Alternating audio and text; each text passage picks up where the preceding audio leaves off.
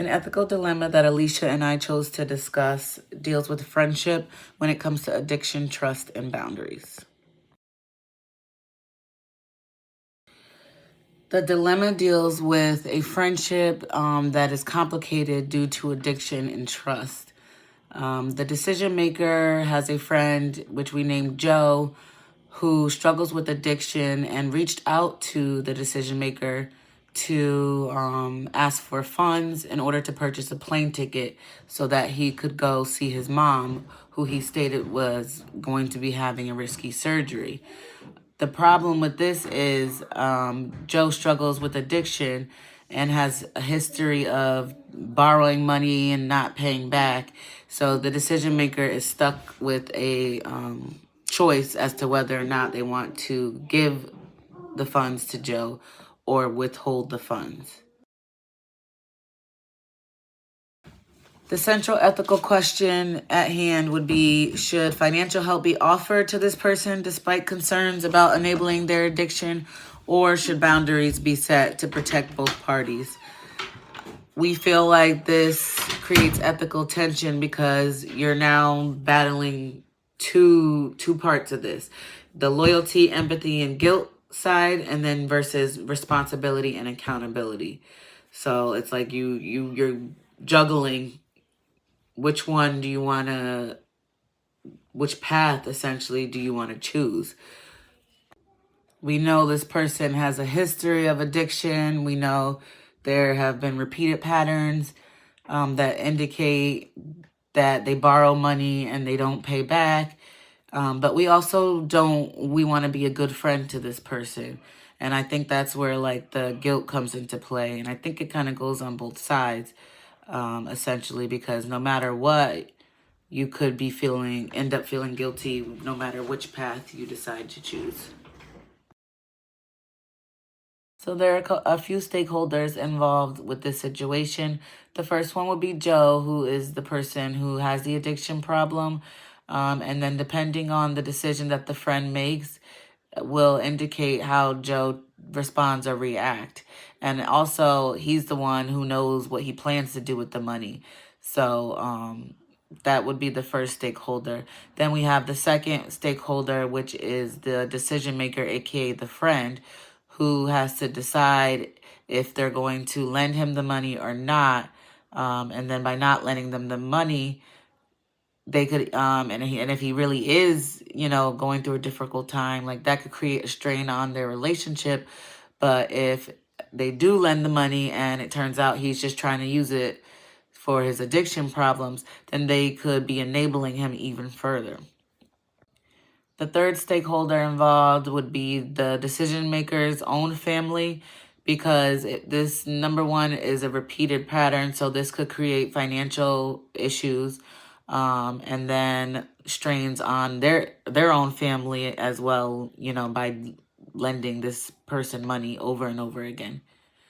The fourth stakeholder involved would be just mutual friends and family connected with the two, because they're the ones who are already affected by Joe's addiction.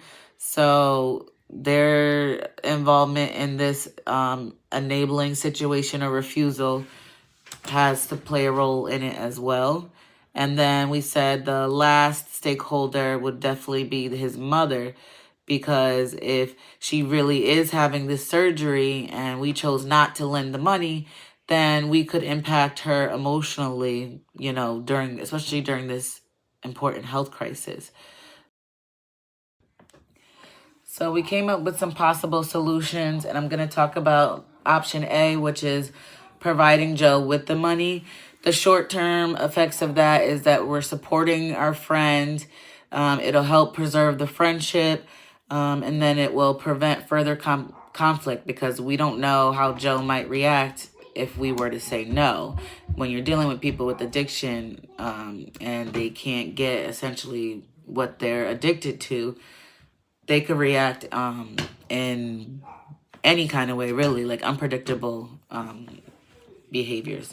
The long-term effects to giving him the money would mean that we might be enabling the addiction. We might be creating more trust issues and strains on the relationship. And we are also risking our own personal financial situation by continuing to give Joe money each time. Option B would be to just not give Joe the money. And those short-term effects would obviously create conflict, disappointment, and then guilt if it turns out that he really needed the money. The long-term effects to that would also, I mean, it would benefit us in a way because we're establishing boundaries with him. We're not enabling him. And then it might actually push him towards recovery.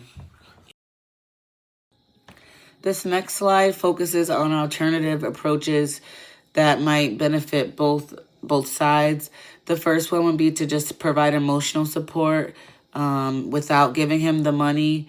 The second one would be to help him look into other travel ways that won't cost as much.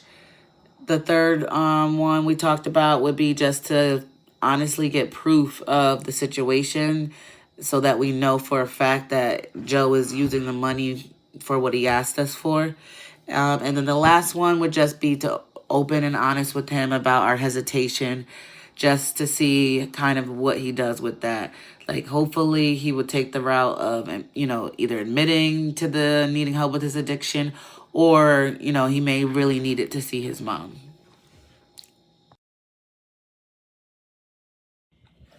This next slide deals with the ethical analysis of the whole situation. And to come up with that, you basically have to take a look at the short-term and long-term effects. So yes, it would be a quick solution to just give Joe the money, but then you're also potentially enabling his addiction and making it worse. Given that he has repeated patterns of misuse. So that means more strains to the relationship, like nothing will really change. So to avoid being stuck in this ethical dilemma, it's better to set boundaries because it will protect both sides in a sense. The most ethical solution with this situation would be to not give Joe the money, but instead try offering alternative forms of support. This is an ethically sound decision to make because we're not enabling his harmful behavior because of due to the addiction. We're protecting ourselves by setting healthy boundaries. And then we are at the same time, we can demonstrate compassion through emotional and practical support without creating further problems. I think that if we were to do the opposite of what we came up with, it could open doors to so many more problems and essentially ruin the friendship. The goal of with this situation is to get out of the ethical dilemma that we're in.